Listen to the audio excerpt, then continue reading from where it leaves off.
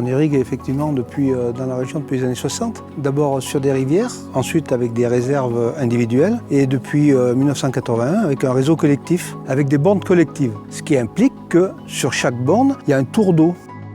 Pour la nature, déjà, on évite les prélèvements dans les zones sensibles, les nappes phréatiques, et on va prélever dans une ressource qui est quand même un peu moins menacée, qui est l'Isère. On doit économiser l'eau, du coup, forcément, dans le temps, on va changer notre système d'irrigation. Maintenant, on développe de la micro-aspersion. Ce sont des jets qui vont arroser à 3-4 mètres de portée, et on arrive à des économies d'eau plutôt intéressantes. Oui. Après, il y a un autre système qui est encore plus économe en eau, mais qui n'est pas adapté à tous les terrains, c'est le goutte à goutte. Je gère l'irrigation en fonction d'une station météo.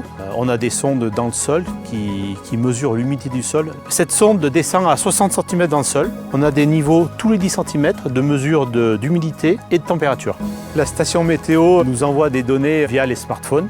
Ça nous donne une bonne indication pour démarrer au bon moment. Si le sol ne demande pas, on n'arrose pas. Donc là, on n'est pas dans le gaspillage, on arrose au bon moment. Il y a le volet économie d'eau et en même temps, il y a le volet économique, financier, on va dire, parce que l'arrosage coûte cher. Plus on arrose, plus on paye. Cette année, on est en août, j'ai arrosé qu'une fois. L'eau est un sujet sérieux actuellement, c'est l'enjeu de l'avenir. On n'a jamais gaspillé l'eau, mais aujourd'hui encore moins.